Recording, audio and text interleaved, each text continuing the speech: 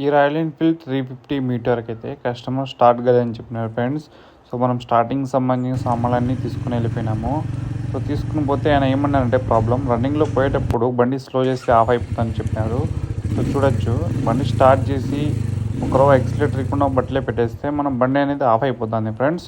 So ఈ problem అంట నాకు చెప్పడం వాళ్ళు ఫాల్ట్ అయిందో ఎట్లెట్లో వాళ్ళ అబ్బాయి అయితే ఏం చెప్పినారంటే బండి స్టార్ట్ చేయగానే ఆఫ్ అయిపోతుంది, మళ్ళీ స్టార్ట్ కూడా కాలేదునా అని చెప్పినాడు. సో నేను స్టార్టింగ్ సంబంధించి సామాన్లు అయితే తీసుకుని పోయినాం ఫ్రెండ్స్ ఫస్ట్. సో ఇంకా మనం ఎట్లా కాదులే అనేసి ఆ పక్క అయితే అసలు డోర్ ఇప్పాల్సిన అవసరం లేదు, బ్యాటరీ వైర్ పెట్టి స్టార్ట్ అయిపోతుందని చెప్పేసి బ్యాటరీ వైర్లే తీసుకుని పోయినాము.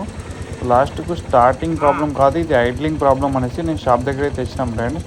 సో నేను చూడండి ఇప్పుడు ఐడ్లింగ్ స్క్రూ అనేది అడ్జస్ట్ చేస్తాను. ఇది ఒకరో ఐడ్లింగ్ అనేది తక్కువ ఉండింది, ఇంజన్లో చెక్ లైట్ ఏం రాలేదు కాబట్టి ఐడ్లింగ్ కూడా అడ్జస్ట్ చేసి ఐడ్లింగ్ ఒకటి చేసి వదిలేసినాం ఫ్రెండ్స్. ఈ వీడియో వచ్చినట్టయితే అందరికీ షేర్ చేయండి. Thank you so much.